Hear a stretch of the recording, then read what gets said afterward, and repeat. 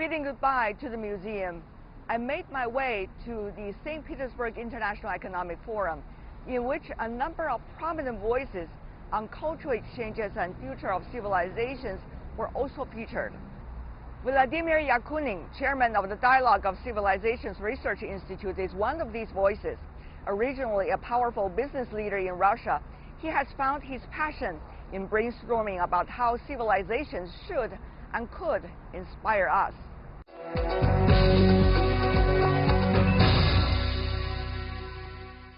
And I'm joined right now in our special studio in St. Petersburg International Economic Forum by Vladimir Yakunin, who is the chairman of the Dialogue of Civilizations Research Institute. What a pleasure, Mr. Yakunin, to see you once again in St. Petersburg. Yeah, the pleasure is all mine. Thank you.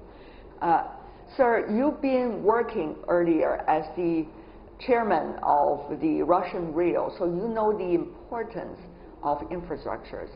At this moment, how much really is there in terms of infrastructure cooperation between China and Russia? Among the tons of documents being signed when the two presidents were present in Moscow, much to do with infrastructure? Listen, first of all, I should say that compare, for example, with the period of 2005, for example, when we even did not have an agreement of returning the containers, we did not have any container exchange at all. Nowadays, this is the most rapidly rising sector of economy of both companies and the Russian company itself.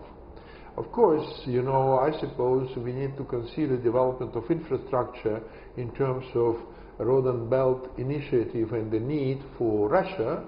From this point of view, both sides are interested in developing collaboration in infrastructure development.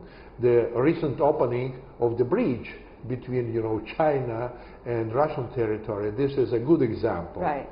There are a lot of differences and a lot of reluctance to go back to certain kinds of alliance. So, Mr. Yakunin, to what extent can China and Russia coming together and be able to do and demonstrate to the rest of the world? Would the rest of the world accept what the two consider as the best practices? Listen, I should invite you on the spot to the Rhodes Forum, because you are putting such kind of questions which we are trying to elaborate on Rhodes Forum and inside USC. I would love to participate in the future. You're absolutely correct. It is not feasible, it is not wise to consider that China and Russia, you know, integrating completely, because we are different civilizations.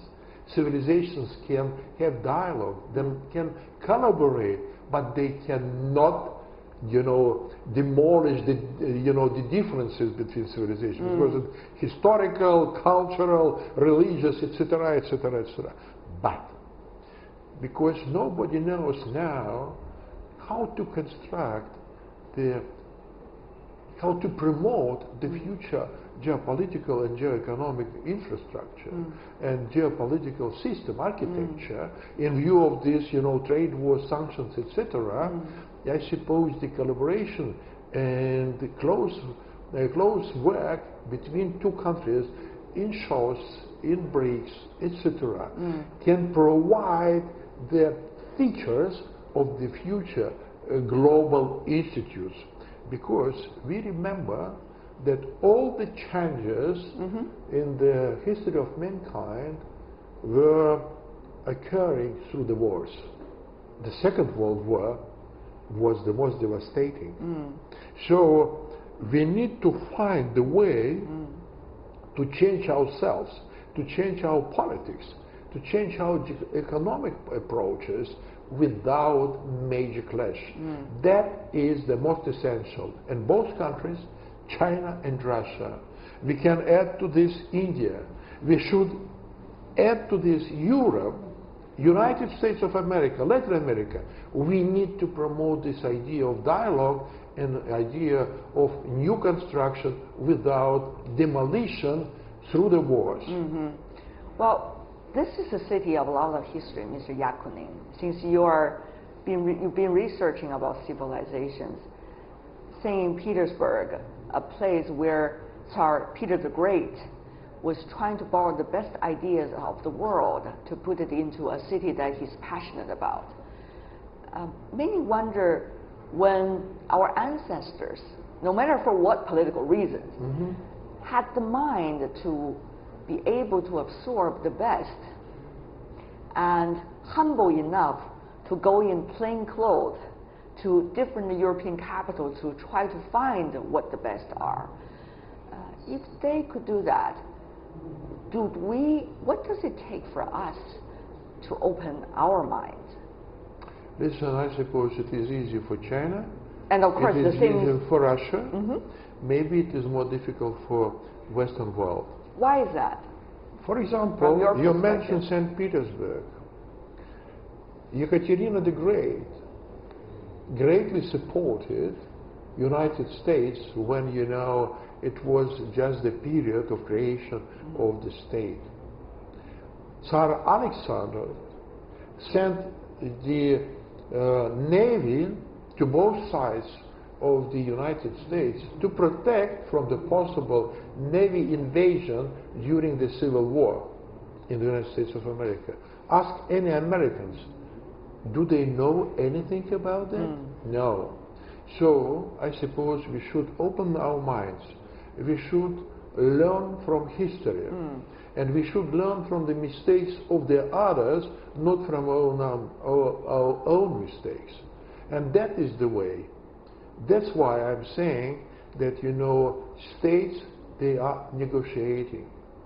Civilizations, they can have dialogue. And to my mind, that is the most essential element. And when I hear Mr. Xi Jinping or Mr. Putin using the term civilizations or civilization identities, I hope that our, you know, humble efforts were not for nothing, but we promoted something which we foresee long ago, like 20 years ago, and now it is going to be maybe the essence of the future development. And finally, before we go, of course, when we talk about civilizations, there have been quite some philosophical exchanges between Russia, old times even, and China. It was through French language translation that some of the best Chinese philosophers' works during the Warring States period of time were translated into Russian 200 years ago, I would believe. And then many of the Russian intellectuals did get a glimpse of a very different way of looking at life and looking at the world from what they consider as the far Orient. Now, we talk about transportation, we talk about infrastructure, things are much easier. It's not about distance. It's really about distance here. But how to do it to reduce the distance here? That's really, I've been wondering, and I know you have some answer for us. Listen, I do not have all the answers, but again, in your question, you have the response. We need to learn from each other. And this is not only in the sphere of industry, in the sphere of economy, or practical politics. This is also in the sphere of philosophy. And you know, Confucius once said, God bless you not to live in the period of transformations. You know, this is very simple translation from Russian into English, and of course not from Chinese. He meant that, you know, this is the most drastically dangerous periods when the global and internal situation are rapidly changing.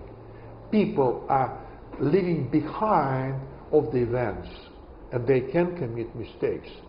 So, but everywhere in the history, already something like that happened. Just read, learn, and try to acquire. As simple as that, but not many people could do that. We hope there will be more and more. Thank you so much, Vladimir Yakunin. What a pleasure to see you here once again, sir, in St. Petersburg. Thank you, sir. Thank you very much. My pleasure.